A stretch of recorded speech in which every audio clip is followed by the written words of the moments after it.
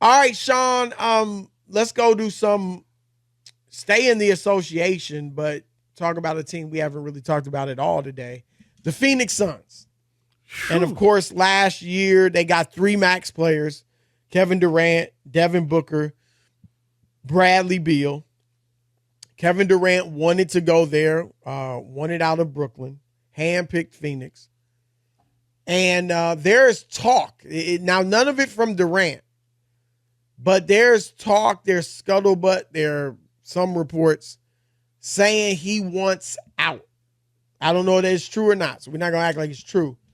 But what are your thoughts on Kevin Durant's future in Phoenix? And do you think, would you be okay with him wanting out or asking out, I guess?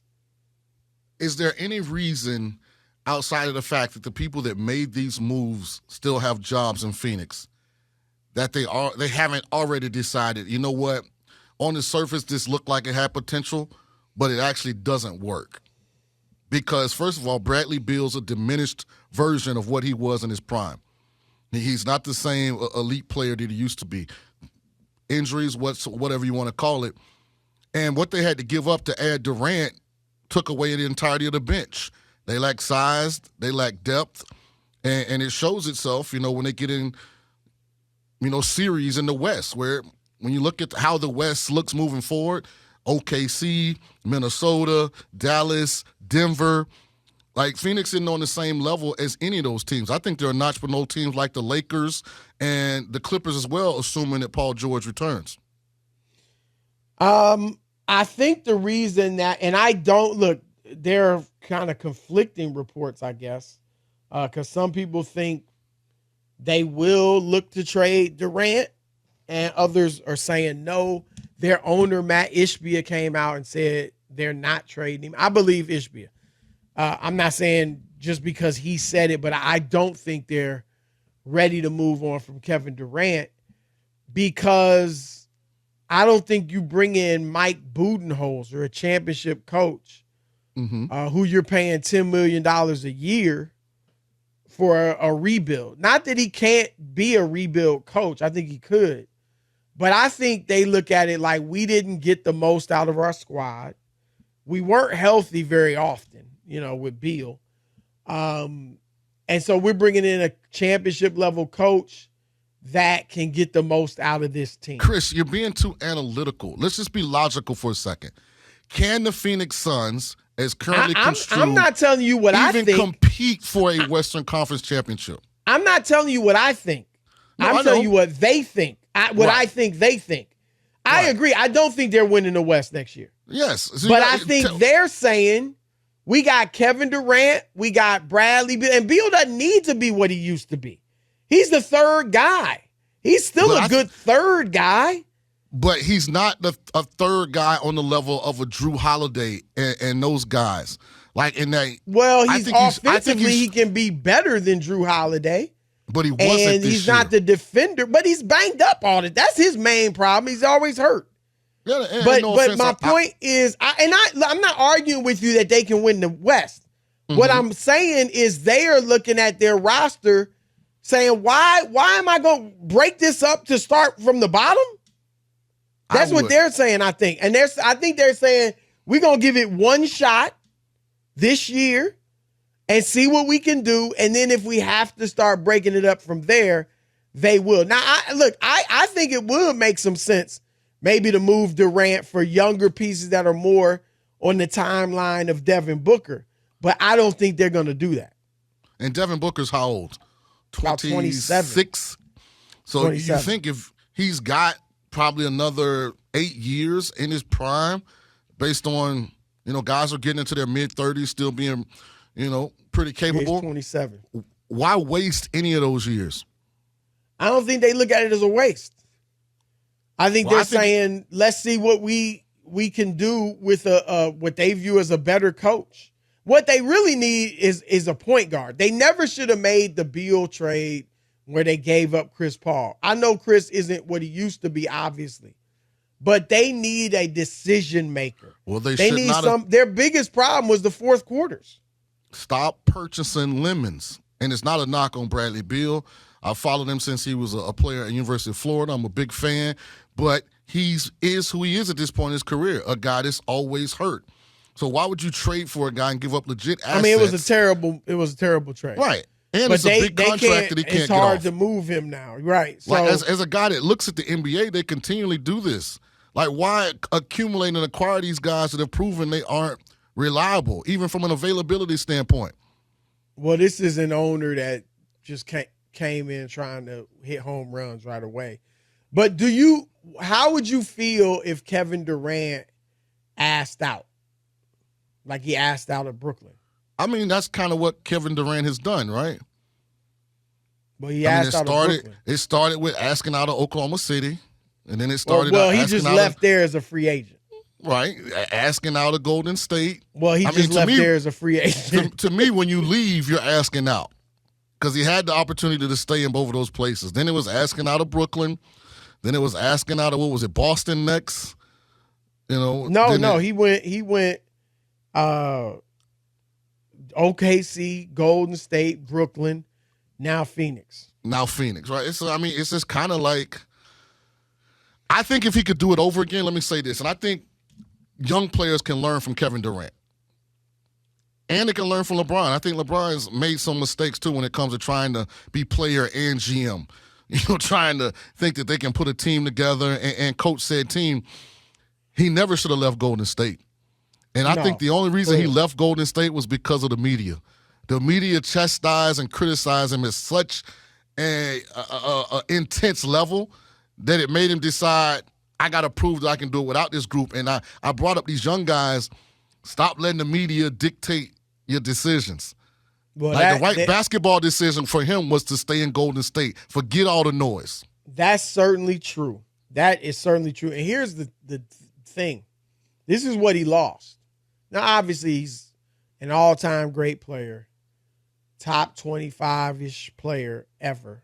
Some have him higher, way higher than that. First ballot Hall of Famer, easy. Like, he's an all-time great. But can you imagine if he had stayed in Golden State? At least 2. Right. So let's say he's got 4 championships now. Mm-hmm. He's finals MVP 3, maybe 4 times. Probably 3. Now people are talking about him, Sean. In the Kobe, as Jordan, a top 10. LeBron, absolutely. Yeah, top 10 player of all time. Like right now, Steph's that guy. Mm-hmm. But it would have been Durant. And now, so that's what he lost. And now it's like, okay, is he a top 20 player? Most people do have him in the top 20. But and most people have Steph ahead of Durant. Mm-hmm. So that's some of what he lost. I totally agree with you on that. Here's my thing, though. And it's the same for Joel Embiid. I don't want to hear Kevin Durant or Joel Embiid ask out of their current situation, demand a trade. Mm-hmm. Like, to me, when you are a superstar, you only demand a trade when you have balled out, you have exhausted all of your abilities, and it's clear to everyone you did everything you could, and it wasn't your fault. And guys the front office didn't put the right players around you. You don't have any talent around you. They just did a bad job as a coach or a front office or the other players.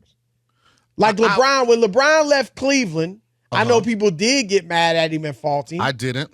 But they had not put that second star. Now, my issue was I thought LeBron still might have been able to win the championship there.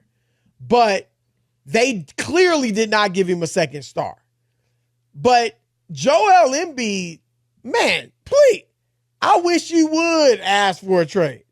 I'd be like, dude, you part of the reason we can't get past the second round. Because you're always hurt or banged up. And you have not performed to the level of your regular season play in the playoffs. And then for Durant in Phoenix, I would say we got Devin Booker, man. We got some other good players. I know they don't have depth, but Grayson Allen's all right. Yusef Nurkic is all right. And Bradley Beal, when healthy, even in his diminished state, is okay. And we got swept by a young boy who talked some trash to you. I know he looked up to you, but he still talked trash. So I'm like, I think Kevin Durant has to own some of why Phoenix has not gotten further in the playoffs. And so when you still have stuff you can get better at, you still haven't put it all on the table, you are part of why we're not as good as we think we should be. How dare you ask out? I'm going to say this about Joel Embiid, and I'm not the biggest Joel Embiid fan because I want him to play more like Joker, and he wants to play more like Luka at times. Or Klay Thompson. Right. So, but I will say this. He probably has more of an argument than any of those guys. Like, to me, KD really didn't have an argument with OKC. They had put a good enough team around him. That was so long ago. But we're talking about Embiid still with the team that drafted him. You did definitely right about Durant. And the 76ers, they had let's look at the bad decisions 3-1. by the 76ers. Markelle Fultz, Ben Simmons, paying Tobias Harris instead of Jimmy Butler, bringing in an older bringing in an older James Harden. Like, no, they made some James missteps. Harden was still a good player. Yeah, but he wasn't. You had Harden, Maxey, and Embiid. What's wrong with that? And Tobias Harris, who's a great fourth option. Every time I see Tobias and Harris, a good third option. I go back and tell me if I'm wrong to the decision they made to pay Tobias instead of paying Jimmy Butler. Well, no, they chose Ben Simmons over Jimmy Butler. And that was a mistake. Right. That was definitely a mistake.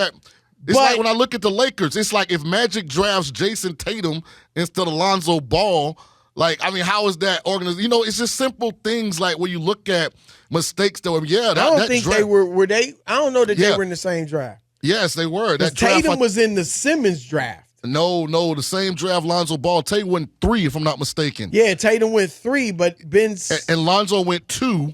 And I think it was so it was Tatum and Lonzo were in the same draft. Okay, it was Markelle Fultz, Lonzo Ball, You're Jason Tatum. Right. My bad. Right. So the 76ers and the Lakers passed over Jason. Like, that's right. Some of these decisions, like, I can't get out of my mind. We get that, but Joel Embiid's scoring average 2 years ago in the playoffs went down 10 points a game. That's the front office's fault. Not at all. I put context on this. I'm not the biggest Joel Embiid fan. Wherever he goes, he still may have the same health issues. But he has a legitimate argument as far as mishaps by the organization. I don't know, because I hear you. They have definitely made some missteps. They've got 2 complete busts that they've drafted number 1 that aren't functional at all. And they let Jimmy Butler go. They have definitely made some missteps. But he has been beaten by Trae Young in the playoffs. Yeah, by Jalen Brunson in the playoffs. It infuriates me when I watch Embiid play outside the 3-point line.